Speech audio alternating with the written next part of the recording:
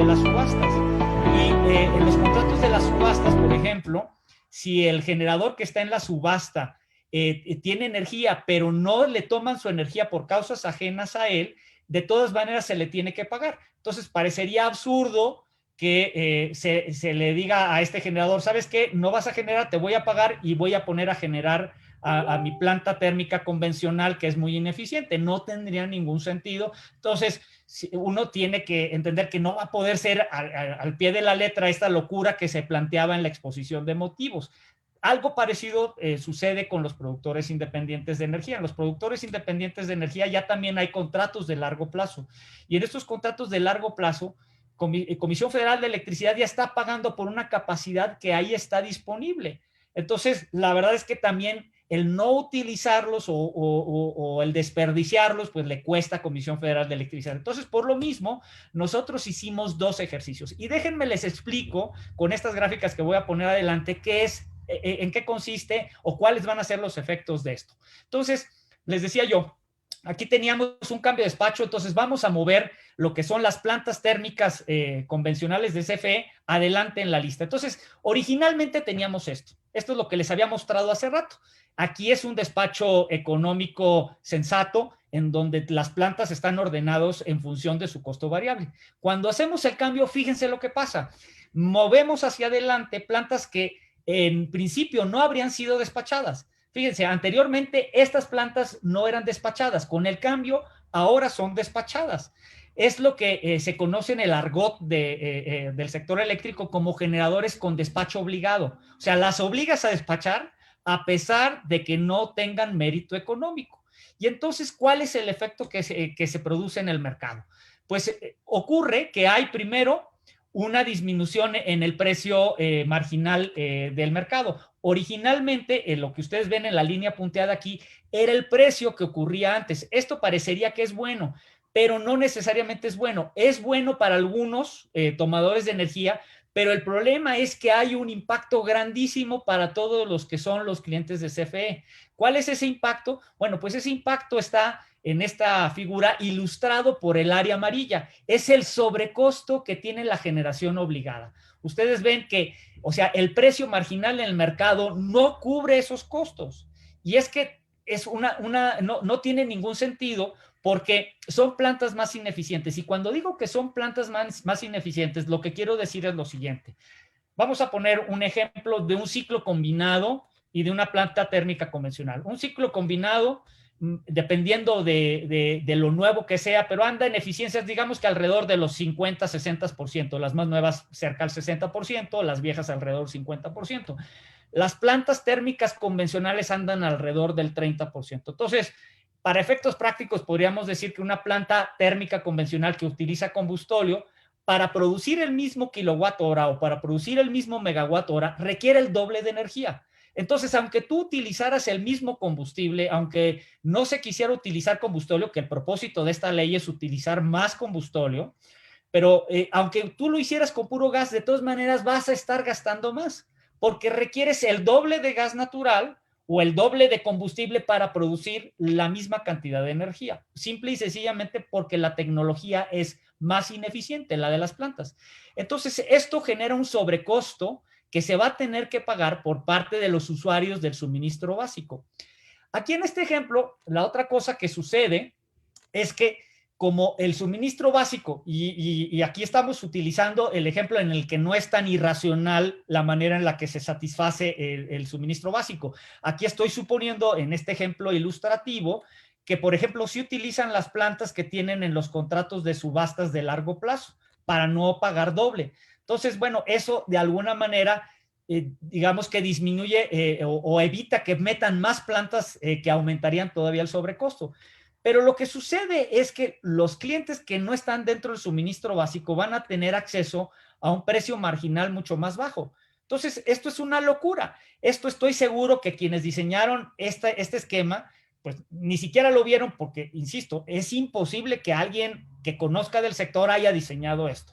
¿Por qué? Porque el incentivo va a ser a la migración de clientes de CFE al suministro calificado. Claro que hay un daño para los generadores que están en el suministro calificado. ¿Por qué? Porque antes recibían un pago mayor, ahora van a recibir un pago menor, pero esto conviene a los grandes usuarios. ¿Cuál es el problema? Que no todo el mundo se puede cambiar al suministro calificado. Locura. Quienes van a terminar pagando esta locura van a ser los pequeños usuarios. La tiendita con la que el presidente a cada rato compara los Oxxos en una absurda comparación. Nosotros los usuarios domésticos, las pequeñas, la micro, la mediana, la pequeña industria que no pueden salirse al suministro calificado van a ser los que van a pagar esto. Entonces, esto es una locura porque además en el largo plazo quien va a terminar perdiendo va a ser Comisión Federal de Electricidad, porque van a salirse los clientes que puedan, los grandes clientes, los que aportan las grandes facturas se van a salir de ahí. Pero independiente de eso, veamos cuánto es el sobrecosto. Hicimos nosotros entonces... Paco, sí. Si quieres, esa parte la damos en Perfecto. En otra ronda. Perfecto. Recibió una introducción extraordinaria. Seguimos Perfecto. ahora con Sergio Ancudia en su presentación inicial. Muchas gracias, Carlos. Muchas gracias a Plumas Azules y especialmente a ti. Muy interesante la versión que Paco presenta sobre lo que está ocurriendo y hace un énfasis importante en el precio y me parece que además es bastante accesible su visión para entender más o menos cómo se trastoca la lógica, digamos, económica de una reforma que fue formulada con el ánimo de que la competencia hiciera la energía asequible y competitiva y más barata. Y en efecto, son 9 artículos los que se cambian, de un total de 22 leyes, de las cuales 10 son nuevas, y 12 leyes federales se modificaron y se expidieron 22 reglamentos, lo cual sugiere que 9 artículos están generando un daño relevante en el modelo de regulación que se había planteado, simplemente por los argumentos que plantea Francisco Salazar sobre que se trastoca la lógica del despacho y se pone la energía, digamos, más cara y contaminante que la que tenía otra lógica conforme fue diseñada la reforma energética desde 2013. Yo quisiera hacer notar solamente que en estos momentos la discusión más reciente se refiere a la judicialización que ha tenido la reforma. El día de hoy, en la versión vespertina del Diario Oficial, ya salió el acuerdo de la Secretaría de Energía, en el cual se suspende la aplicación de la reforma como tal, en los términos que el juez Gómez Fierro había ordenado en la suspensión definitiva o en las suspensiones definitivas que se han venido otorgando. Les recuerdo que desde el primer día, desde el segundo día que entró en vigor la reforma, se presentaron demandas de amparo que solicitaron la suspensión provisional, la cual se otorgó con efectos generales, provocando muchas, digamos, opiniones, unas en contra, otras a favor. Algunas decían que el juez Gómez Fierro se había excedido una suspensión con efectos generales cuando se trataba de una ley, que un juez de distrito podía determinar una suspensión general con efectos generales, siempre y cuando no se tratara de una norma de carácter legislativo, aunque fuera para efectos generales. Cuando se otorgó la suspensión definitiva, se confirmó que la suspensión otorgada era para efectos generales. Esto quiere decir, es una suspensión que incluso para aquellos que no solicitaron el amparo o hasta el momento no lo han solicitado, aún les sería aplicable. E instruyó el juez Gómez Fierro en la suspensión definitiva a que la propia Secretaría de Energía publicara una suspensión de la entrada en vigor de estas disposiciones. En realidad, yo creo que en toda la historia del derecho mexicano sería muy difícil encontrar digamos, una contienda o un encuentro tan complejo entre visiones, entre lo que plantea un modelo de regulación que trastoca de manera severa, aun cuando sea con 9 artículos, una reforma de tanto calado como fue la energética, y una postura del Poder Judicial que en los términos de la ley de amparo vigente ya hace extensiva la protección de la justicia federal a aquellos que incluso no lo habían solicitado. Tú recordarás, mi estimado Carlos, que cuando estudiábamos el tema del amparo era el tema de la relatividad, es decir, solamente se le concedía a aquel que lo había hecho valer, y a aquellos particulares que no habían hecho valer el amparo, pues no podían acceder a la protección de la justicia federal sobre los actos de autoridad que les agraviaban. Hoy ya no es necesariamente eso, y eso es lo que ha generado prácticamente que estemos coexistiendo con 3 regímenes jurídicos y quizás hasta un cuarto.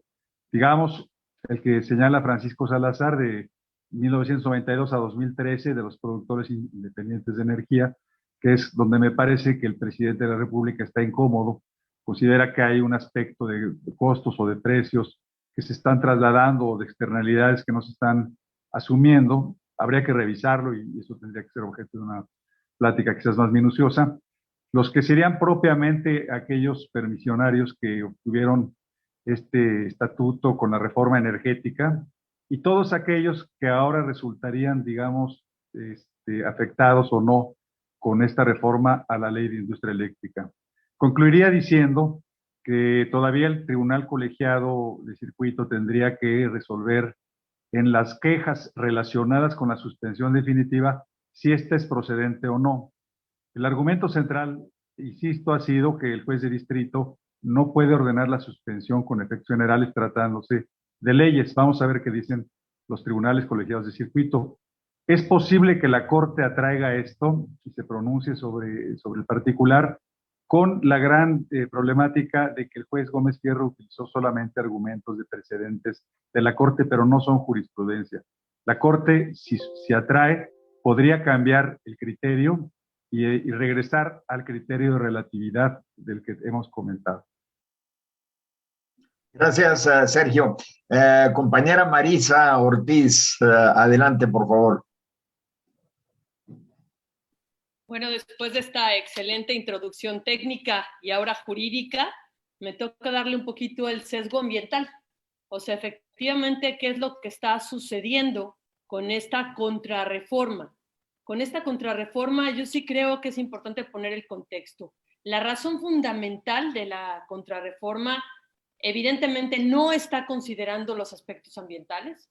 Se está basando en desde mi punto de vista, en 2 razones fundamentales, que es regresar a centralizar la generación de energía eléctrica en la Comisión Federal de Electricidad, es decir, que sea el Estado mexicano quien te brinda a ti, usuario, la energía, tratar de regresar ese control cuando hemos avanzado bastante en estos modelos de descentralización y de igual forma usar la gran cantidad de combustóleo que está en las diferentes refinerías del país. O sea, han salido grandes artículos en Reforma principalmente sobre la cantidad de combustóleo que está en Salamanca, en Cadereyta, en Tula, y que ya no saben qué hacer con él porque nadie quiere un combustóleo con 4 o 5% de azufre, cuando ahora los límites que establece la Organización Marítima Internacional te habla de 0.5%. Entonces, ¿qué hacer con esta realidad?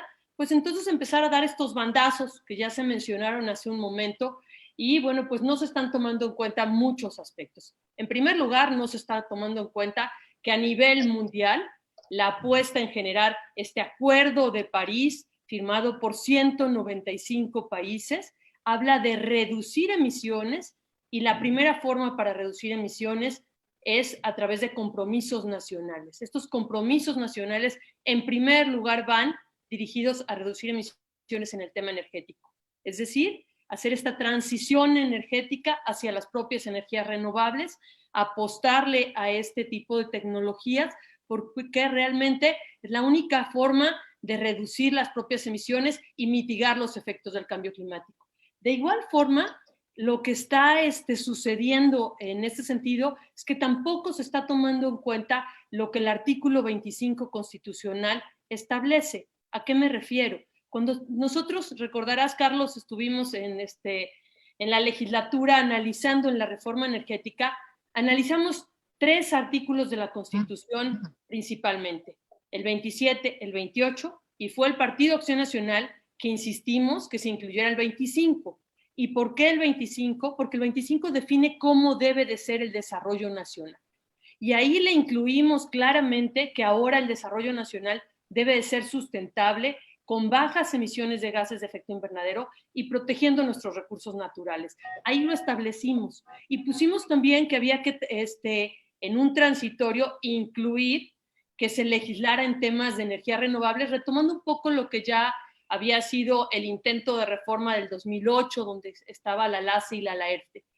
Al final de cuentas, con este marco, bueno, pues evidentemente el presidente no está tomando en cuenta esto, ni tampoco está tomando en cuenta la propia ley de transición energética. Esta ley que trabajamos desde el 2013 y logramos que se publicara en diciembre del 2015, bueno, pues incluye varios aspectos que han sido fundamentales. De 2015 a 2018 se avanzó bastante. ¿Y qué es lo que incluye la LTE? En primer lugar, incluye una serie de metas de energías limpias. O sea, ya existía de alguna manera en 2008 una meta al 2024 y en la ley de cambio climático se retoma esa meta. Sin embargo, en la ley de transición energética se pone una hoja de ruta, es decir, metas intermedias para poderla ir alcanzando. De igual forma, en la LTE, por primera vez incluimos el concepto de eficiencia energética. Evidentemente tampoco el presidente se está tomando en cuenta nada de esto. Y mucho menos, que bueno, eso ha sido positivo, han considerado el concepto de generación distribuida que la LTE está contemplando. O sea, así como se están metiendo con derogar permisos, en la parte de generación distribuida no lo han tocado en la contrarreforma del presidente López Obrador. Entonces, bueno, esa parte también es positiva. De igual forma, me parece importante enfatizar que la propia, no solamente la generación distribuida habla del concepto, sino genera el modelo para poder refocalizar los subsidios para que se puedan usar para paneles solares, para viviendas o pymes. Y esto, bueno, pues no se ha implementado y lo ideal es que pudiese hacerse realidad. De igual forma, la LTE contempla los conceptos de redes inteligentes, que bueno, como también vemos, como no tienen claro ni la parte legislativa, ni mucho menos la parte técnica, bueno, pues tampoco se ha estado tomando en cuenta. ¿Cuáles han sido los grandes beneficios de la LTE que tuvimos la oportunidad de trabajar pues de 2012 a 2015 y que se implementó de 2015 a 2018? En primer lugar, y sí quisiera enfatizarla, estas metas obligatorias hicieron que los usuarios calificados le apostaran a las energías renovables, le apostaran, y ahorita también, bueno, el propio Paco ve cómo esto termina siendo un beneficio importante. Esta forma también de establecer las propias subastas quedó claro en el modelo mexicano, en las 3 subastas, que al final de cuentas, bueno, pues se generó que detonáramos, que se incrementara en un 10% la generación a partir de energías renovables en México. Eso fue positivo. Además, en la segunda y en la tercera subasta logramos precios récords a nivel mundial y en comparativo con cualquier otra parte, pues no estábamos sentando precedentes. Y bueno, pues lamentablemente cuando la secretaria Nale entra y suspende las subastas, pues rompe también esta inercia positiva del incremento de renovables, que hablaba de un cumplimiento de las propias metas establecidas en la ley, pero también de los compromisos internacionales que México ha asumido. Al final de cuentas, el NDC, la contribución nacionalmente determinada, presentada en marzo de 2015, establecía compromisos muy concretos. Lamentablemente, esta NDC se renueva cada 5 años y en el caso de la nueva NDC mexicana, que ya presentó el gobierno de la 4T, en lugar de haber un avance, hay un retroceso importante. Los compromisos nacionales deben de fijar una meta de que no se incremente la temperatura en más allá de 1.5 grados centígrados, y sin embargo la NDC mexicana actual apuesta por un incremento de 3 grados centígrados. Entonces, no solamente no está considerando la legislación existente, no solamente, como ya se dijo, está pues entendiendo el mercado eléctrico nacional, no solamente pues no está tomando en cuenta estos compromisos que México ha hecho y que se han puesto sobre la mesa en estas cumbres internacionales, que incluso se puedan poner como condicionantes para un tema de comercio internacional. Entonces, bueno, pues México también entraría en gran riesgo en estos modelos de globalización. Y bueno, creo que con esto también haría yo énfasis en estos 3 años, la LTE logró reducir en emisiones de dióxido de carbono equivalente por año 8.48 millones de toneladas. Entonces, evidentemente, la apuesta tiene que ser aplicar también esta parte de la legislación que sigue vigente, que no lo han modificado. Y, bueno, pues hacer realidad lo que el artículo 4 constitucional establece, de que todo mexicano tiene el derecho a un medio ambiente sano. Y, bueno, pues retomaría también lo que estamos sufriendo en el estado de Guanajuato. Como también hice énfasis, pues esta contrarreforma lo que busca es que se use el combustóleo que tienen las refinerías almacenadas. Nosotros prácticamente desde el 19 de febrero del presente año se ha visto incrementado las concentraciones de dióxido de azufre de manera muy importante en el municipio de Salamanca. Nada más para ponerles un comparativo, la norma te habla que no se pueden superar la concentración de dióxido de azufre en 75 partes por billón. Hemos tenido en 4 ocasiones que hemos superado más allá de 250 partes por billón la concentración de dióxido de azufre en el municipio de Salamanca, y esto se ha dispersado no solamente en ese municipio, sino también a Irapuato, y ha llegado incluso a Celaya, lo cual es verdaderamente rarísimo que se presente concentración de dióxido de azufre. Entonces, también el impacto ambiental de esta apuesta a regresar al uso de los hidrocarburos, pues ya lo estamos viendo reflejado, ya estamos sufriendo también, bueno, pues esto en los estragos de la salud de los guanajuatenses, y creo que el llamado también lo tenemos que hacer fuerte y contundente de que esto no se debe permitir. Nosotros como gobierno estatal hemos presentado una denuncia penal, se presentó el día lunes, y estaremos generando 3 denuncias administrativas e iremos, bueno, pues con todos los recursos jurídicos para externar, bueno, pues que al final de cuentas los guanajuatenses tienen derecho a un medio ambiente sano. Muchas gracias, Carlos. Gracias, Marisa, por tu interrupción. José Luis Luege. ¿Qué tal, Carlos? Muchas gracias por la invitación, a mis amigas y amigos de Plumas Azules, a Marisa y a los compañeros panelistas. Qué gusto participar con ustedes, ¿no?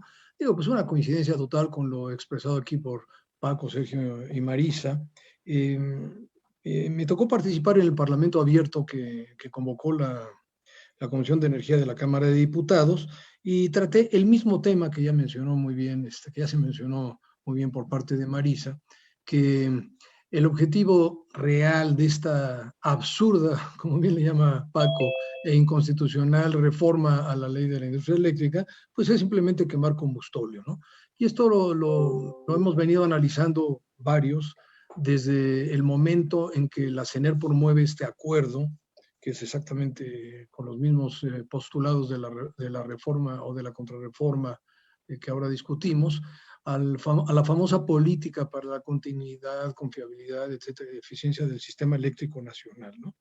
Y el problema es muy grave porque parte de una estrategia equivocada, de la A a la Z de la política energética. O sea, ya está totalmente claro que el objetivo planteado por el presidente de la República es incrementar la extracción de petróleo, tratar de refinar lo más posible, como él absurdamente también dice, y alcanzar la autosuficiencia en la producción de gasolina, lo cual sabemos es imposible por la situación tan lamentable en que se encuentran las refinerías del país con eficiencias bajísimas, ¿no?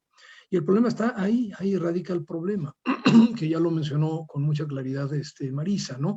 El combustóleo de nuestras refinerías es de muy mala calidad, es muy pesado y con altísimo contenido de azufre. Y efectivamente que ha provocado la pérdida de varios mercados internacionales, ¿no? Tanto de producción de asfalto en algunas refinerías de Estados Unidos, incluso para producir diésel, pero mayoritariamente para el transporte marítimo. Y efectivamente se pierden esos mercados porque las coquizadoras y los sistemas de desulfuración de nuestra refinería pues no están funcionando. Y entonces el azufre es altísimo y las normas internacionales ahora exigen un azufre mucho más bajo, ¿no? Entonces, como ustedes bien lo conocen, el crudo mexicano en general es un crudo pesado y por lo tanto la producción de combustible en nuestra refinación es mucho mayor de lo que se da en refinerías con otra calidad de petróleo en el mundo entero. En promedio se estima que nuestras refinerías generan 32% de combustible frente a 25% y feria la mezcla de gasolinas, es decir, producimos más combustóleo que gasolinas. Entonces, la política ordenada desde la presidencia y que la llevan a rajatabla la Secretaría de Energía y Pemex equivocadamente de sacar más petróleo y refinar lo más posible en el país, pues va a generar una mayor cantidad de combustóleo, que como ya lo expresó hace un momento Marisa, pues ya saturó la capacidad de almacenamiento. Yo sé, por ejemplo, que se están buscando por parte de Pemex esquemas, por ejemplo, en domos salinos, para poder ver si pueden incrementar la capacidad de almacenamiento frente al combustóleo que no tiene salida. Entonces, el problema es muy grave porque si no se quema este combustóleo en las viejas termoeléctricas, que ese es el objetivo, bueno, pues entonces frenaría la refinación y por lo tanto también la extracción de petróleo, a menos que el petróleo simplemente se exportara y no se refinara más en nuestro país. Y lógicamente el quemar combustóleo en automático, además de la ineficiencia que ya se expresó aquí con tanta claridad en las gráficas de Paco, pues el mayor problema es ambiental y de salud.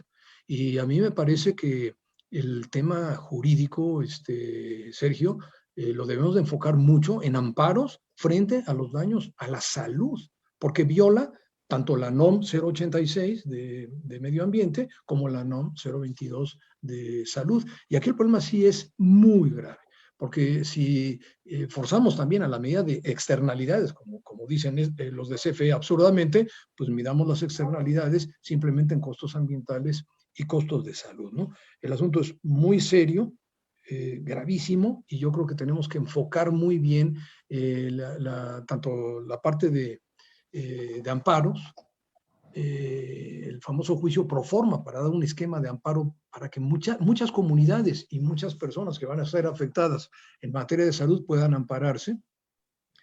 Y creo también, Sergio, que tenemos que apoyar mucho la acción de inconstitucionalidad, que están en proceso, entiendo ya, de concluirla. Ojalá y se concedan las firmas en el Senado de la República para presentarla. Pues yo quiero dejar a Carlos. Muchísimas gracias. Gracias, José Luis. Aminadab, esta larga introducción de un tema sumamente complicado y difícil, te toca cerrarla. No, pues la verdad es que buenas tardes a todos. Ha sido muy, muy clara y muy interesante las exposiciones de cada uno de, ahora sí que nuestros expertos que nos acompañan. La verdad es que a mí me gustaría darle un enfoque que haga ver cómo nos impacta a los ciudadanos esta reforma. Y yo quisiera, en primer lugar, pues darle la razón en algo al presidente López Obrador, aunque se oiga raro lo que voy a decir. Cuando salió a la mañanera del fin de semana posterior al apagón que dejó sin luz a los estados de Nuevo León, de Chihuahua, y Coahuila y algunos más, dentro de esas, ahora sí que maromas verbales que da, dijo algo que es muy cierto. Dijo que él deseaba que su gobierno trabajara para que México fuera autosuficiente en energía.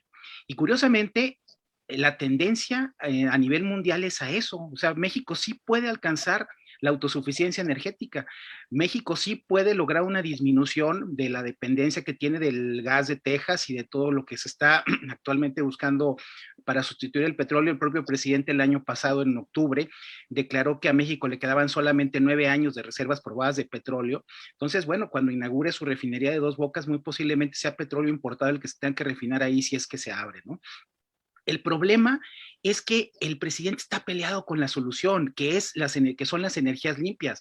Yo les puedo decir que en el mundo del futuro, el gran problema que tiene el gobierno mexicano no es esta obsesión estatista, es todo este prejuicio de estar siempre enojado con la iniciativa privada, de estar siempre buscando conflictos y enfrentamientos con la gente productiva. El gran problema es que él quiere sostener a una empresa paraestatal llamada Pemex y a una empresa paraestatal que para allá va, que es la Comisión Federal de Electricidad, que no son viables en el futuro porque el cambio tecnológico va a transformar completamente la manera en que se producía la energía eléctrica en México de los años aquellos en los que tuvimos una gran cantidad de combustibles fósiles, ¿no? Y que dieron lugar a las termoeléctricas. El problema es que el futuro es de las energías limpias y no solamente para esas grandes inversiones que podemos podemos ver de las plantas eólicas, de las plantas fotovoltaicas que se construyen en gran escala en el interior de la República Mexicana. No, es a nivel doméstico, es en la casa de cada uno de nosotros donde justamente, como lo explicó Marisa, se pueden dar estos esquemas de generación distribuida que no solamente sirven para abatir el costo del uso residencial que cada uno de nosotros tenga. Es energía que va a servir para darle energía solar a los autos eléctricos. Con 4 paneles ustedes van a poder evitarse 1,000 pesos semanales de gasto en un automóvil, porque ya les va a salir gratis contar con la energía eléctrica para mover su auto cuando eso prolifere en unos cuantos años.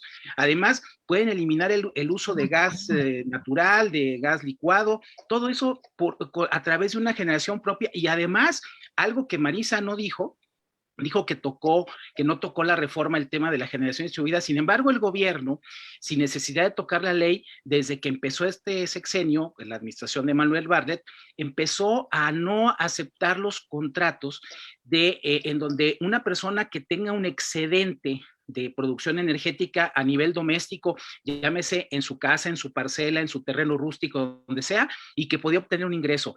Si se viera desde una perspectiva de mercado, desde una perspectiva productiva, podría pasar lo que pasa en Alemania. Aquí en México, muchas familias que en los estados del norte de la República, donde hace mucho calor, o en la costa, que siempre están pidiendo tarifas subsidiadas de energía eléctrica, podrían tener no solamente energías mucho más bajas, prácticamente gratuitas, sino que además generar un ingreso que sería más grande que los apoyos y los subsidios que el gobierno federal le da a los adultos mayores, a los ninis, a las becas. Todo eso sería mucho más grande lo que podrían obtener produciendo energía. ¿Y qué es lo que va a pasar en el mundo del futuro? Que la Comisión Federal de Electricidad, en lugar de ser ese gran organismo generador que tenga sus termoeléctricas o que tengan nucleoeléctricas, o que seguirá teniendo las hidroeléctricas, que son las grandes reguladoras del sistema interconectado nacional, pues lo que sucede es que cada vez se convertirá más en un organismo que tenga que distribuir la energía que se produzca en muchas partes y en muchos momentos, ¿no? No solamente como ese prejuicio ideológico que tiene el presidente, que pues es que si no hay sol y si no hay viento, oye, pues es que esa es una forma totalmente rudimentaria de ver un problema que tecnológicamente tiene muchas soluciones y que son aspectos que están ya presentes en nuestro país, ¿no? Hay un asunto importante también que decir: nada le impide al gobierno federal, nada le impide que él mismo construya plantas eólicas y plantas fotovoltaicas. No hay nada que se lo impida. El propio gobierno federal de suyo podría construirlas. El problema es que no tiene dinero. El problema es que el país no tiene los recursos para invertir, y por eso tuvo que abrirse a la inversión privada, y por eso hubo que venir empresas del extranjero a traer no solamente el capital, a traer también la tecnología, que en México no se ha desarrollado. En México no se desarrolla la tecnología por este tipo de prejuicios y de leyes absurdas. Les voy a dar un ejemplo. Al final del sexenio de Felipe Calderón, no sé si recuerden que se le dio el premio Guinness porque regaló 23 millones de focos ahorradores, ¿no? Y lo más triste del asunto no fue que los regalara y que hubiera un gran ahorro de energía en ese momento. Lo más triste fue que se produjeron en China, porque aquí en México había una ley y había un mecanismo de protección para la empresa que producía los focos incandescentes, aquellos de 40, de 60 y de 100 watts. Y porque era una industria que mantenía 40,000 empleos, ¿no? Entonces se mantuvo esa empresa, esa industria, y cuando México por fin se abre a que haya este tipo de avance tecnológico de focos ahorradores, ni siquiera los LEDs, que son ahora los que más ahorran, entonces ya no se pudieron producir en México porque era más barato fabricarlos en China o en Centroamérica. Aquí en México no se producen ese tipo de focos. Entonces son de las cosas, y aquí voy a dejar esta parte introductoria, en donde yo creo que hay un gran impacto que no estamos viendo en los ciudadanos, que no solamente tiene que ver con el tema de tarifas, que no es un pleito del gobierno con grandes empresas, es algo que le afecta al ciudadano, porque esos ahorros que el gobierno dice que las empresas no pagan la luz porque la están generando, que las grandes empresas así casi que ven las tarifas eléctricas como un impuesto, como un derecho que tiene que recaudar el gobierno, y no como una parte de la productividad y de la eficiencia que una empresa puede lograr en un marco de iniciativa privada, pues entonces lo que nos damos cuenta es que el gobierno lo que quiere simplemente es cargar los costos y no se da cuenta de que eso al rato repercute en una competencia que nos significa menos precio, que nos significa menos costos y que nos redunda en muchísimos beneficios de los que ya dijo José Luis Luege, de los ambientales, de los que ya los dijo Sergio, de la seguridad jurídica y la promoción de la inversión, todo lo que dijo Paco, que me parece que es fundamental que veamos que el gran problema es que la idea del presidente del futuro del sistema eléctrico nacional no es viable económicamente, ni tecnológicamente, ni políticamente. Ahí lo dejo, Carlos. Me han metido en un grave dilema porque se nos ha ido muy rápido el tiempo. Voy a hacer unas manifestaciones de 3 temas sumamente importantes para que se dividan entre ustedes en sus áreas de especialidad lo mejor que se pueda. El primero es el impacto internacional, con la violación de tratados, la supuesta violación, el Tratado de París, los tratados de libre comercio, no nada más es el TEMEC, que está el de la Unión Europea, el de Asia-Pacífico, luego los impactos económicos, donde se quedó Paco Salazar, y finalmente la parte jurídica, es el reto de la Suprema Corte de Justicia de la Nación. Esta va a ser la prueba del ácido o la prueba de fuego para la Corte. Entonces, cualquiera de los 3 temas, por favor, el que se sienta más fuerte en cada uno de ellos, éntrenle con fe. Empezamos ahora con José Luis Luege.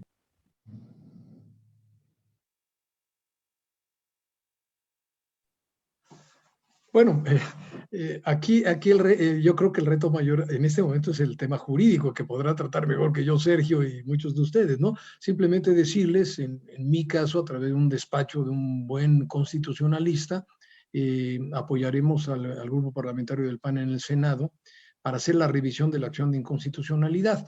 En un acuerdo, supongo que PRI, PAN, PRD, dado que estamos en la famosa esta alianza, se determinó que el documento de saque lo elabore el grupo jurídico del PRI.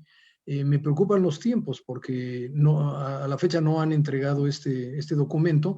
Acabo de hablar con el responsable, me está diciendo que probablemente el día 29, le dije, pues el 29 ya no vamos a tener prácticamente tiempo de hacer una revisión a fondo, ¿no? Entonces me parece que jurídicamente hay que apoyar todo, hay que apoyar todo el tema de amparos, hay que apoyar mucho el tema de salud, como ya lo dijo Marisa, que donde yo creo que está el mayor problema, o sea, todas las comunidades aledañas a la operación de termoeléctricas con combustóleo van a tener índices que sobrepasan todas las normas, tanto ambientales como de salud, y esto obligaría tanto a la Semarnat como a la Secretaría de Salud a obligar al cierre de esas termoeléctricas. No puedes aceptar los índices que acaba de mencionar Marisa en la atmósfera alrededor de estas comunidades, ¿no?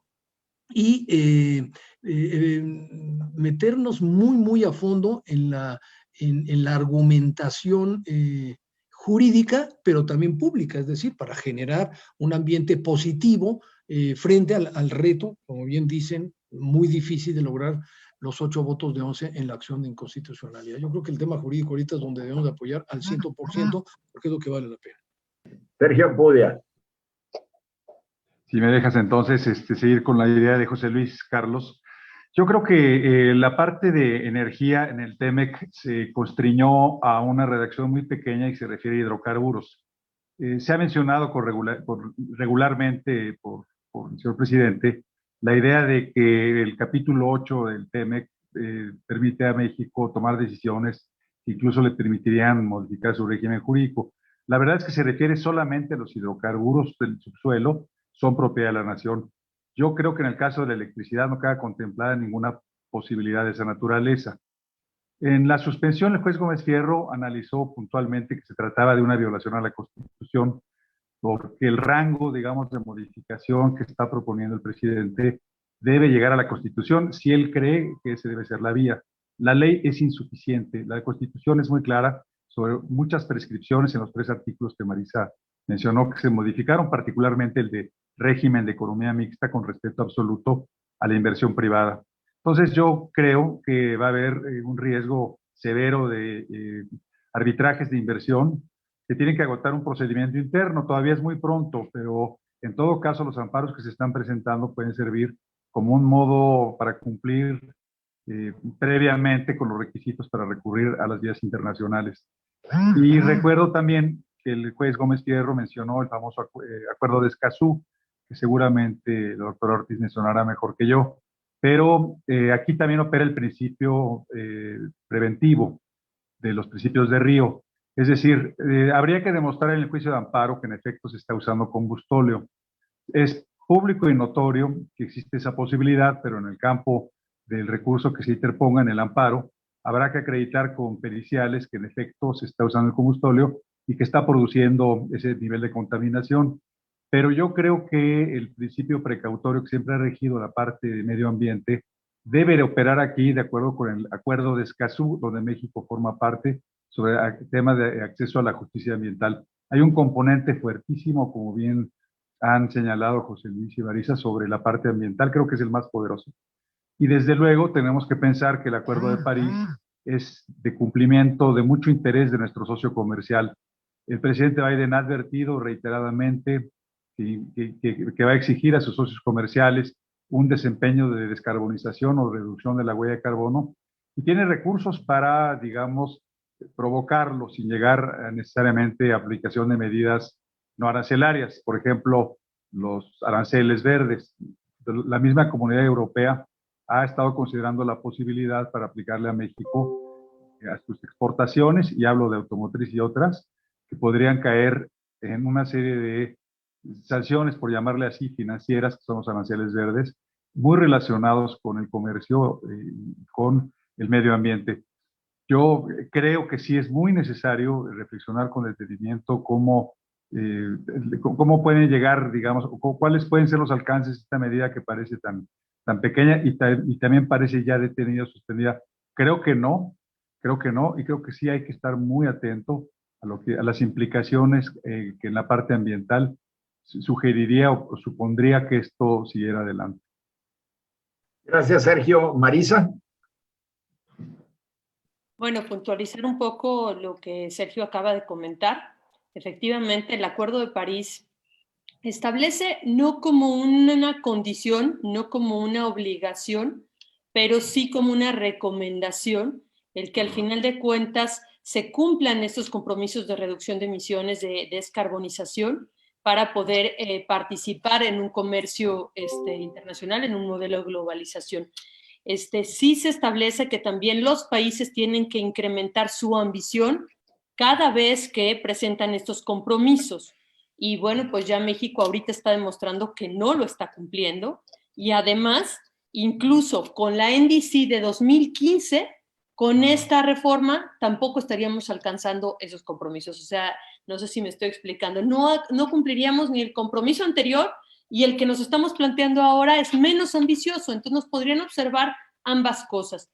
Se ha puesto sobre la mesa que para Glasgow, la nueva cumbre de cambio climático, que es este año, a finales de este año, se pusiera sobre la mesa justamente ya que fuera una obligatoriedad el cumplir estas medidas de descarbonización. Y entonces sí, México entraría en complicaciones porque, bueno, pues evidentemente no hemos cumplido absolutamente nada de 2018 a la fecha. Gracias, Marisa. Aminadab. Sí, yo solamente reiterar algo. A mí me preocupa mucho de la parte internacional el hecho de que pues estas empresas extranjeras que han sido denostadas por el presidente de la República, que son las que tienen la tecnología para pues traer estos desarrollos de energía, sobre todo en materia eólica, en este momento pues deben tener suspendidos sus proyectos de inversión ante la incertidumbre que ha creado el gobierno con esta iniciativa. Entonces, a mí me aflige mucho el efecto que tiene, insisto, para nosotros los ciudadanos, porque hay una correlación. De hecho hay un estudio pues muy amplio que se realizó en los tiempos del gobierno de Felipe Calderón, donde habla de una correlación que para que la economía nacional crezca un 1% se necesita un 0.98% de incremento de la energía. Entonces lo que va a suceder es que ahorita en la crisis económica, que ha habido una contracción y que hemos vivido todos estos problemas, cuando México tenga que retomar el crecimiento después de todo este desastre que hemos vivido por la pandemia y por la crisis económica que ha provocado el gobierno, la verdad es que nos va a hacer falta energía. y eso tendrá grandes consecuencias porque las inversiones no son instantáneas, porque planear una inversión como las que se han hecho en los parques eólicos en Oaxaca o en el norte de la República, son procesos largos. Hay que ver los temas del financiamiento, hay que ver los temas de pues todo lo que son los alquileres o la adquisición de los predios, la forma en que se va a vincular en el sistema nacional, todos estos aspectos que no son de un día para otro y que cuando estemos necesitando la energía para crecer es cuando nos va a hacer falta, y eso va a generar problemas para la planta productiva, va a provocar apagones, va a provocar muchas pues ahora sí que desgracias como la que ocurrió el mes pasado, y que por ahí Amalia Chacón decía que allá no funcionaron en Estados Unidos, por ejemplo, los paneles, todo eso, pues ciertamente cuando nieva es lo mismo que sucede en la oscuridad, pero justamente por eso el gobierno... Cuando nieva, usted que no es norteño no sabe conjugar el verbo. Nieva, perdón. Nieva. Entonces, el problema es que por eso el gobierno tiene que tener un carácter subsidiario, por eso el gobierno tiene que tener las plantas que sean las que, pues ahora sí que generen la energía que hace falta cuando otros sistemas más baratos no lo tienen, tenemos que utilizar energía cara, y que justamente ahí tienen que aplicar para que la economía siga trabajando, para que las casas sigan trabajando, para que no nos quedemos sin ni siquiera los ventiladores ahora para el COVID, que pues allá en muchas partes del norte quedaron apagados cuando falló la luz. Eso es, Carlos. Marisa, un complemento, adelante. Sí, yo sí precisar, respondiendo la inquietud que hay en el chat con respecto a que si había fallado la parte de los paneles y la energía eólica en Texas con todo el tema de las nevadas, pues lo primero que falló fue toda la infraestructura para el manejo del gas, fue lo primero que se complicó. O sea, al final, el tema de los paneles y la infraestructura eólica, o sea, sí tuvo afectaciones, pero no al grado que se tuvo por parte de la infraestructura, los grandes gasoductos. Entonces, yo creo que la apuesta es justamente este proceso de diversificación de las fuentes. O sea, no es a seguir dependiendo de los hidrocarburos, cuando estamos viendo que los hidrocarburos tienen una gran volatilidad en los precios. Esa gran volatilidad depende de la demanda, y además son altamente contaminantes. Entonces, tenemos que apostarle a diversificar nuestras fuentes mucho más si México tiene un potencial de energías renovables enorme. Energía solar, cuando hicimos un análisis antes de la ley de transición energética, quedaba claro que solamente la zona de Jalapa tenía un poco de menos potencial que el resto del país, pero realmente en todos lados tenemos sol, incluso en invierno. Entonces, es aprovechar ese potencial, es verdaderamente, la seguridad energética está en eso, en la diversificación de las fuentes, en no estar dependiendo de una sola. Entonces, creo que eso es súper importante, y bueno, pues también en esta apuesta, cómo transitamos, va ligado al tema de la salud, como ya se mencionó, va ligado al tema de competitividad, y va ligado también al tema de romper monopolios, que eso es lo que, bueno, pues está costando trabajo. O sea, yo sí creo que el gran problema en esta contrarreforma del presidente es que quiere regresar a centralizar todo, a controlar todo, y eso sí es lo más preocupante. O sea, porque pues es su apuesta, ¿no? Es su apuesta. Y sí quisiera también, bueno, subió Daniel Chacón un documento de análisis del impacto de Tula en Ciudad de México. Agradecerle a Iniciativa Climática de México y a Daniel Chacón todo el apoyo que nos ha dado desde la reforma desde 2013 y toda la apuesta. Bueno, pues de verdad reconocerle y agradecerle todo ese compromiso a Daniel. Y bueno, toda la información que quieran sobre el impacto que tiene ahora el tema de combustóleo, Sergio, del uso del combustóleo en los alrededores de Salamanca, a su disposición, lo que ustedes requieran, con muchísimo gusto. Lo que menciona Marisa de Daniel Chacón, que le agradecemos mucho que lo haya subido, está en el chat para que ahí lo bajen, yo ya lo bajé. Paco, con toda la mala fe del mundo, te dejé lo de impacto económico. Como estamos un poquito colgados, es lo más breve posible, pero tus datos que traes son sumamente valiosos. Adelante. Sí, la verdad es que hay que hacer un análisis serio sobre lo que es el impacto económico, y justo es lo que nosotros tratamos de hacer en este estudio. Entonces, lo que realizamos pues fue básicamente una en un modelo computarizado, emulamos lo que sería el despacho bajo el cambio de reglas que había comentado previamente y sacamos algunos resultados bastante interesantes. Déjame comparto pantalla para enseñarles los resultados, que esto ya es, digo, no es en una especulación, ya es un análisis hecho, digo, tratando de reproducir lo más fielmente lo que ocurriría en la realidad, ¿no? Entonces, fíjate, lo primero que encontramos en esto es una caída en la eficiencia a la que ya me había referido, ahora mismo lo pongo. La eficiencia promedio que en el parque térmico, porque el parque de generación no solamente es térmico, sino renovable, pero el parque térmico de generación que traía una eficiencia que iba hacia arriba, la línea verde que estamos viendo en las gráficas es cómo se proyectaba hacia adelante el incremento en la eficiencia, cada vez acercándose más al 40, en la medida que iban desplazándose plantas viejas, iban entrando más ciclos combinados. Con la reforma, bajo los dos escenarios que modelamos en el sistema, es un sistema que se llama SDDP, es un sistema que, insisto, emula las condiciones del despacho, encontramos dos cosas. Uno, cuando te vas al esquema radical, si el que redacta los manuales de las bases del mercado es alguien que está de alguna manera bastante ideologizado y no es nada racional, entonces lo que vamos a ver es una caída bastante fuerte en la eficiencia, vamos a estar alrededor del 34%. Si quien redacta estos manuales no es alguien tan radical, vamos a estar alrededor del 36%. Pero esta caída en la eficiencia, que parecería no ser tan importante, estamos hablando entre 12 y 9%, tiene implicaciones muy importantes desde el punto de vista de costo y desde el punto de vista desde el punto de vista ambiental. Desde el punto de vista de costo, primero veamos lo que pasa. Perdón, escucho un eco, se escucha un eco, ¿verdad? ¿O estoy solamente yo el que lo escucha? Oli, nos apague su audio. Aquí se escucha un eco.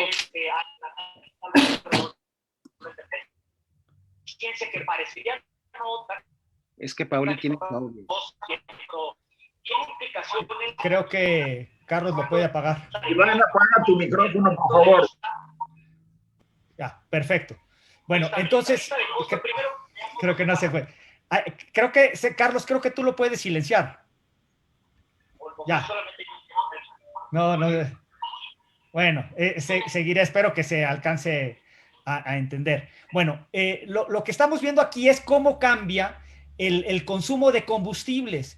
Y otra vez tiene razón llamarse, que a esta ley se le ha apodado la ley combustóleo, porque efectivamente lo que hace esta ley es permitirle a Pemex colocar el combustóleo con Comisión Federal de Electricidad para que lo queme.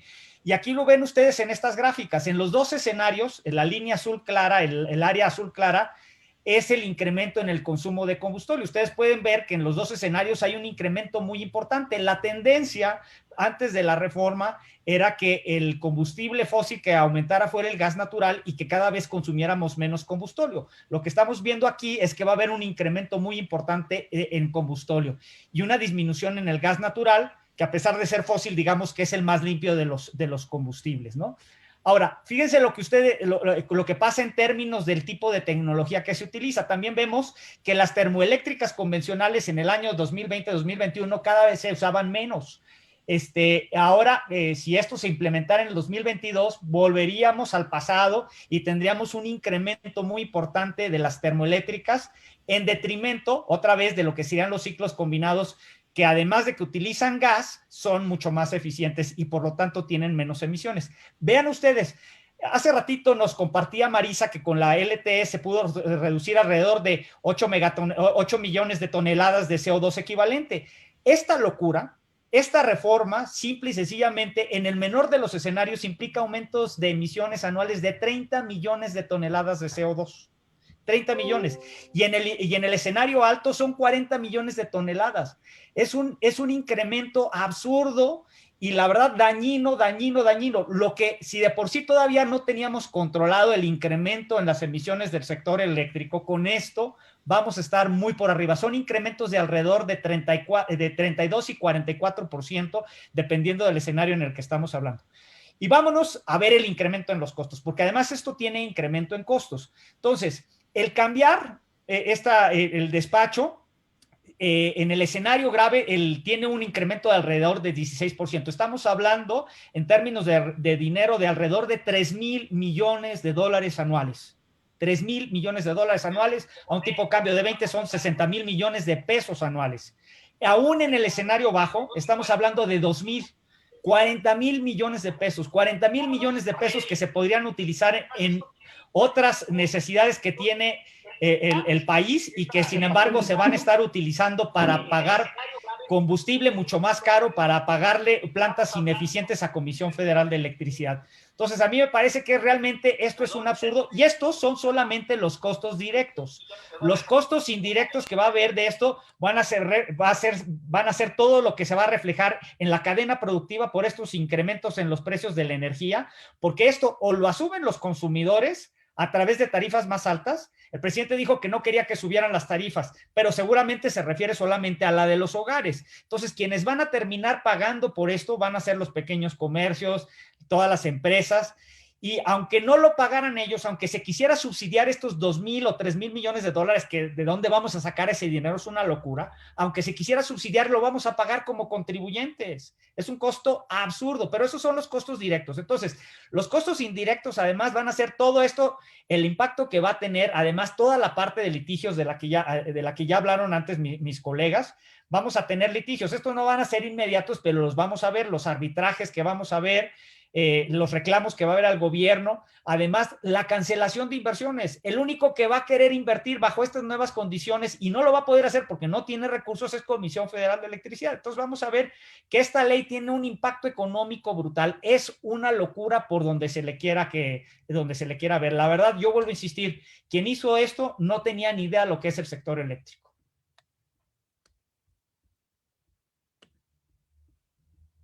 Bien, muchas gracias. Nos colgamos un poquito, 10 minutos, pero creo que valió la pena con el tema tan complicado. Abro al público aquí que tenemos en la sala principal, alguna pregunta verbal que quieran hacer, alguna observación.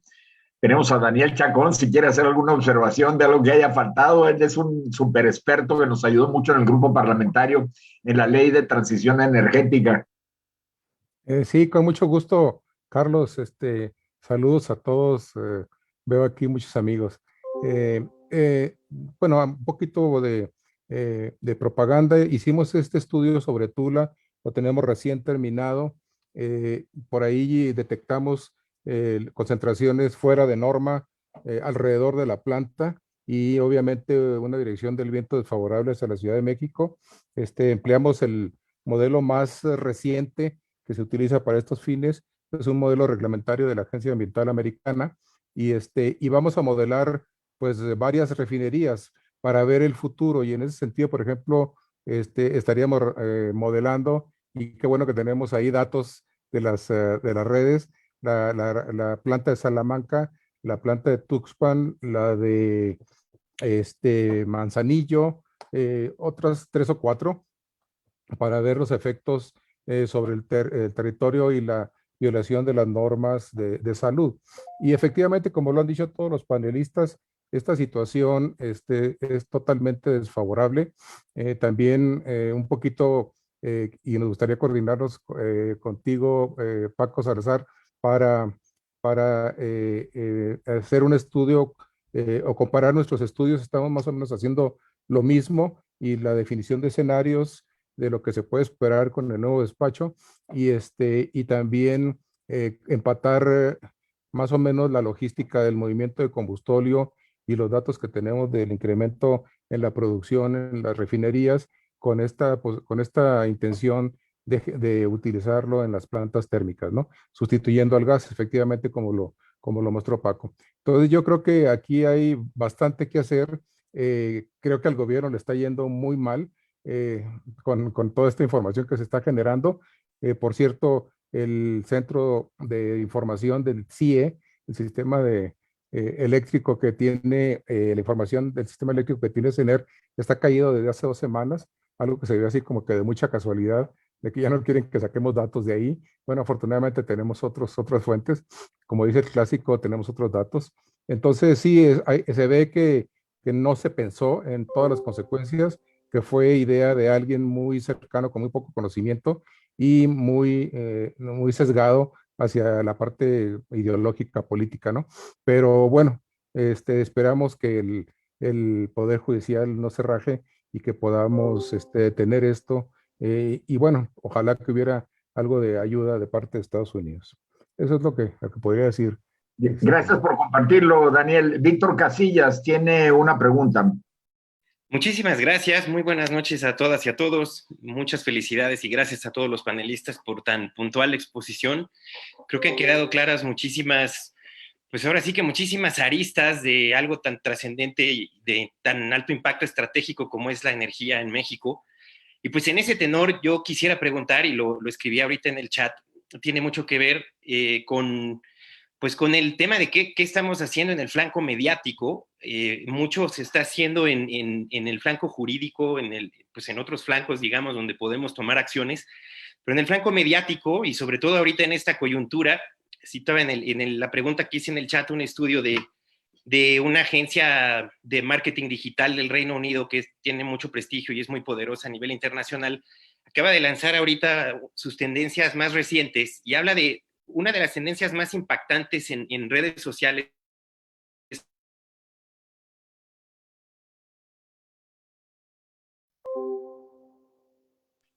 Conciencia tan, digamos, la destacada, el impacto de digamos, de aspectos de medio ambiente y de aspectos sociales en las audiencias en Internet. Mi pregunta concreta es, ¿qué tanto estamos aprovechando estas tendencias que finalmente van en tenor contrario a lo que el presidente actualmente va manejando en su tendencia, pues, pro petróleo, pro hidrocarburos, ¿no? Y entonces en ese tenor, pues creo que ese flanco digamos, tiene mucho que ofrecer. Esa es mi pregunta concreta. Saludo también muchísimo a muchos amigos que están por aquí conectados, muchos muy admirados y entrañables. Gracias. Me gusta esa respuesta como para Aminadab. Adelante, Aminadab. Gracias. Bueno, muchos saludos, Víctor. La verdad es que yo veo que el gobierno mexicano, como a muchas de estas, ahora sí que, pues, ocurrencias que tiene el presidente, que yo siento que esta ley, como bien lo dice Paco, la hace alguien que está lleno de prejuicios y no de conocimientos técnicos, está en un ámbito de, pues, no legitimar su acción en función de logros o de proyectos, sino de propaganda. Y yo veo, de hecho, hay toda una propaganda que está circulando en las redes, pues ahora sí que descalificando no solamente a las energías limpias, ¿no? Empezamos con esos prejuicios que si son extranjeras, que si no están pagando impuestos. Entonces, yo lo que no he visto, más allá de lo que ha sido la reacción jurídica que han tenido los jueces para hacer las suspensiones, pues la verdad es que yo veo que, pues, sí hay editoriales, hay algunos planteamientos políticos, pero no hay una respuesta contundente. Yo creo que ciertamente hay un problema en México, que la situación de postración que hay, pues, yo creo que fundamentalmente en la oposición política, no ha convertido en un tema que deba ser de campaña, que deba ser de un debate público fundamental, como creo que lo merece. Y desgraciadamente, pues, no hay esta contundencia en un tema en donde nos estamos jugando el futuro, ¿no? Donde realmente, por más que técnicamente podamos encontrar todos los defectos de esta ley o de esta tentativa del gobierno federal, pues la verdad es que la gente no está teniendo el conocimiento de qué le afecta, no está teniendo el conocimiento de qué es lo que se está jugando a futuro, y entonces estamos cayendo en una lectura que muchas veces es ideológica y que se da en función de simpatías políticas y no de razones ni económicas ni de ningún otro tipo. Eso es lo que puedo comentar.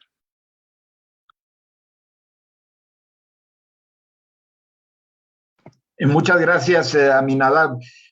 Yo quisiera agregar una cosa relacionada con el tema internacional y Sergio y quizás cualquier otro panelista pudiera expander en relación con el tema internacional.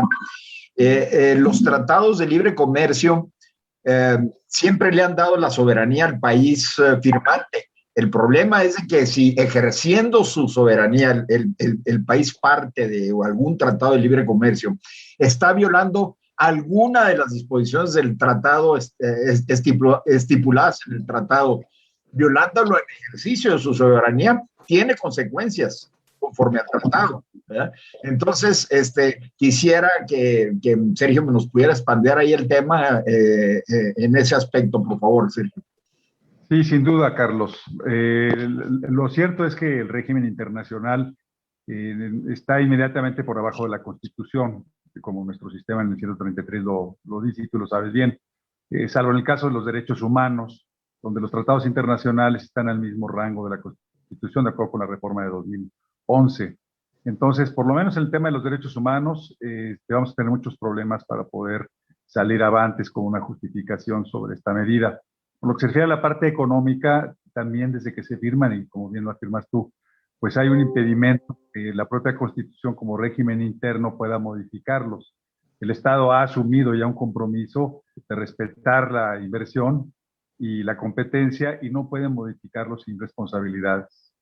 Lo que yo mencionaba es que sí hay que agotar un proceso interno, que se está en ese periodo, pero lo que sigue puede ser bastante complicado. Yo leía algún cálculo sobre lo que podría valer esto en reclamaciones internacionales y uno más o menos que me convenciera de 1.200.000.000.000 de pesos, todavía no de dólares. Pero porque no solamente es lo que implica la inversión, sino el lucro cesante, o sea, lo que estás dejando de percibir. Y entonces hay permisos que ya, como cualquiera de los legados de 92, ya se amortizaron, realmente no tienen ningún costo, ya los inversionistas extranjeros o no, pues ya recuperaron todo su dinero en un margen de ganancia muy alto, es cierto, pero ya lo recuperaron. Ellos pueden elegir si irse y poner su dinero en otro lado o quedarse, pero hay otros que no, que ni siquiera han podido entrar a eso, y eso sí tiene un incentivo muy importante, hacer una reclamación para recuperar lo que habían invertido.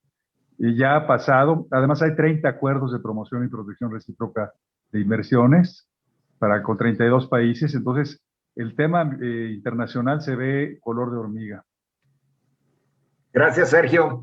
Tenemos un comentario muy interesante de Raúl Montera en relación con la oposición. Adelante, Raúl.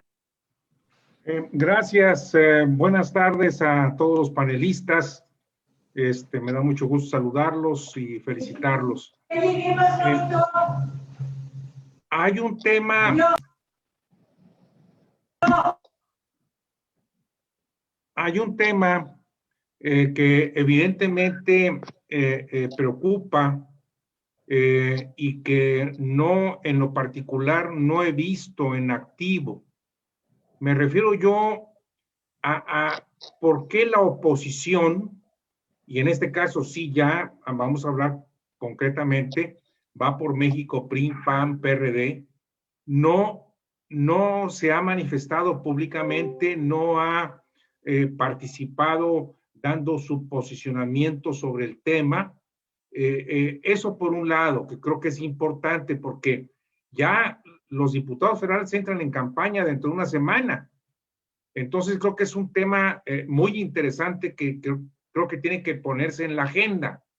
Y lo otro, yo también he visto, o no he visto más bien, poca participación de los partidos de oposición con sus colegas extranjeros en el ámbito internacional con el objeto de hacer un frente común, porque yo sé que esto es más técnico, esto es totalmente, está ligado al aspecto ambiental, económico y todos esos temas que yo en lo particular desconozco, pero definitivamente es un tema de la oposición que puede estar respaldado por partidos políticos en el extranjero y que bien serían recibidos en México. ¿Qué opinan? Gracias. Esta me gusta para José Luis Luege. Adelante, José Luis. No, bueno, yo coincido totalmente contigo, Raúl. O sea, es muy pobre la participación de la oposición frente, por ejemplo, al embate que está haciendo a diario López Obrador contra un juez que está actuando completamente apegado a derecho, ¿no?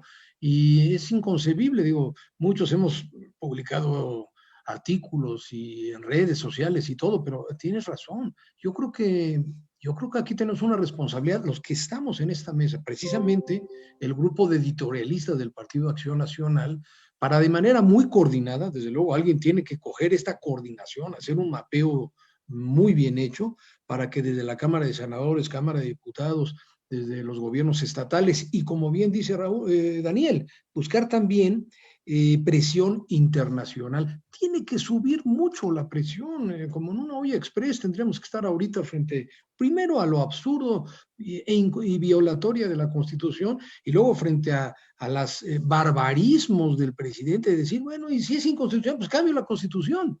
Tiene razón, estamos muy mal, o sea, muy pobre la posición de la oposición. Hay que reforzarlo mucho esto, Carlos, hay que hablarlo entre nosotros, coordinarnos y establecer una estrategia que además, bien hecha, va a ser favorable desde el punto de vista electoral.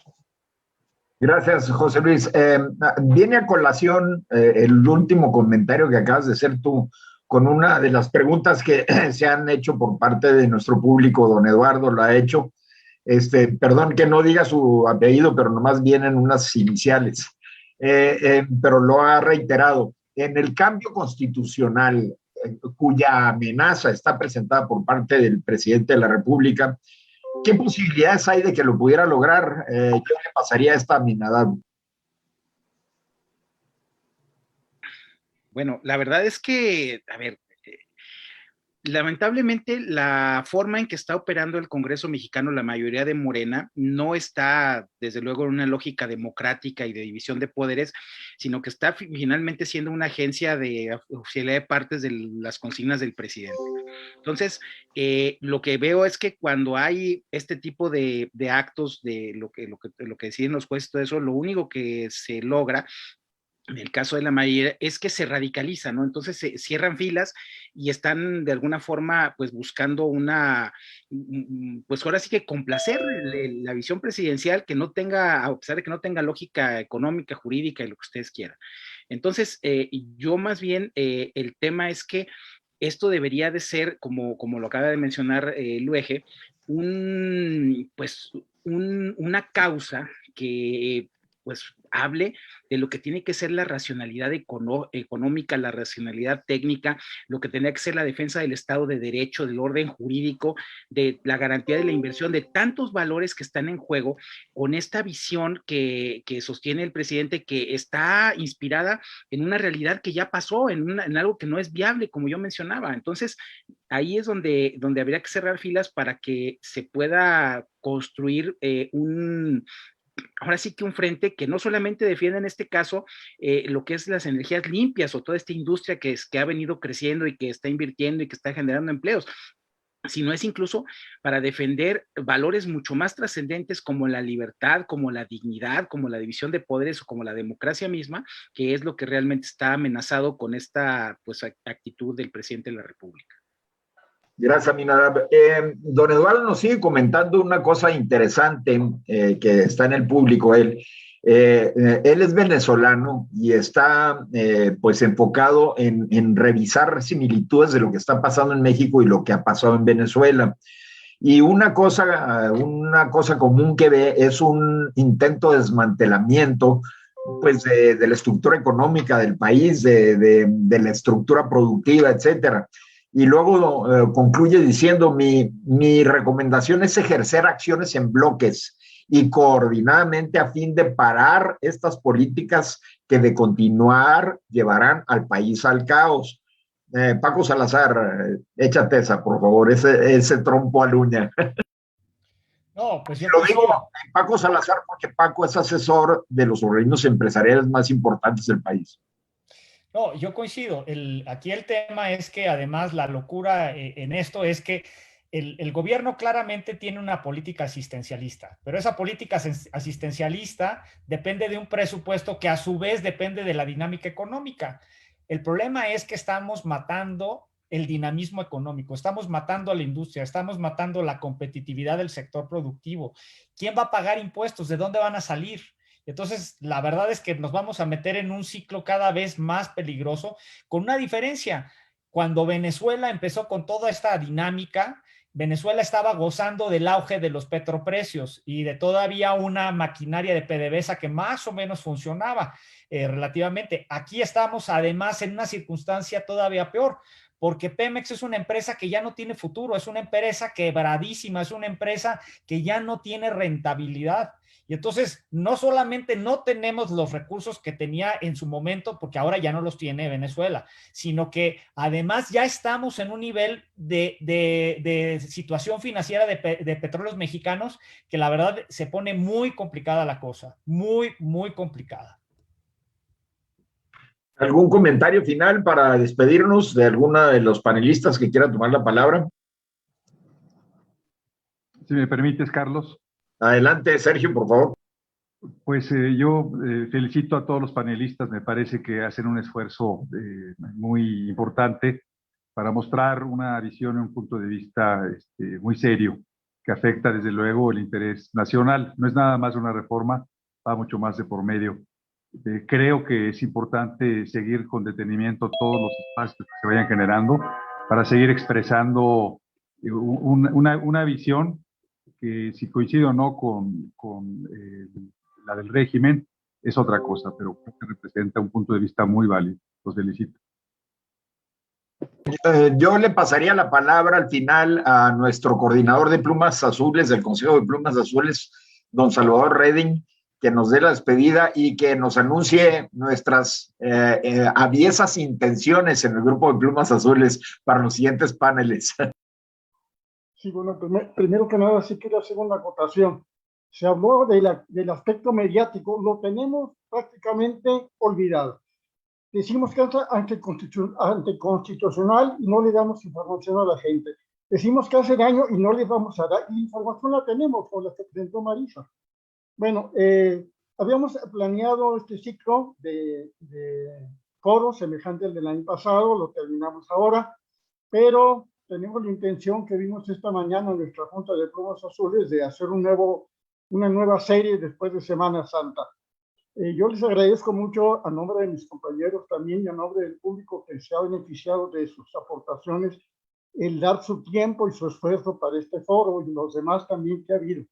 Yo les pido también, eso lo comenté con don Carlos, que nos manden por correo, por medio del Facebook, por donde sea posible, sugerencias de qué temas creen que debemos incluir en una serie, digamos, de 4 o 6 foros.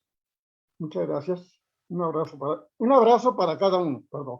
Y toma la oportunidad para saludar a mi querido amigo Paco Salazar, el grande. Madre Santa, sí. Aquí. Oye, y aquí a la suegra, mira, aquí está la mamá. La señora Salazar. Oye, qué gusto, Carlos, y ver a todos estos muy buenos amigos. De veras, cómo hace falta su voz en los medios, se los digo. Y hay que decirle a nuestro presidente, a Marco Cortés, hombre, que se ponga las pilas. Pero ustedes tienen con qué darle carga a la batería. Gracias a todos. Y antes de irnos, para no faltarle respeto a mi compañero Tomás Trueba, ahí te va una, Marisa, final. ¿Qué hacer con los desperdicios de paneles solares que ya no se usan? Pueden causar un grave efecto ambiental. Hay ya disposiciones para su disposición debida. Bueno, en el caso de México no tenemos todavía actualizada la ley de residuos. Se ha hecho varios intentos, pero como se manejan otros conceptos y otros intereses, no se ha incluido. Pero cada vez más estos paneles fotovoltaicos tienen una vida útil entre 20 y 25 años. Entonces, bueno, pues prácticamente se están generando los modelos de no solamente de disposición final, que eso es lo que tenemos que cambiar la visión. O sea, no es a dónde voy a echar como si fuera un residuo, sino ahora es cómo ese residuo se vuelve un recurso. Es decir, lo vuelvo en una economía circular. Reutilizo cada uno de sus componentes y les doy un uso. Entonces, bueno, creo que eso es también importante enfatizar. Extraordinario, muchas gracias. Nos despedimos, cerramos esta primera ciclo de foros de 2021 y vamos a seguirle con el siguiente después de Semana Santa. Muchas gracias. Gracias. Gracias, Carlitos. Felicidades. Hasta luego. Saludos. Muy bien, muchas gracias.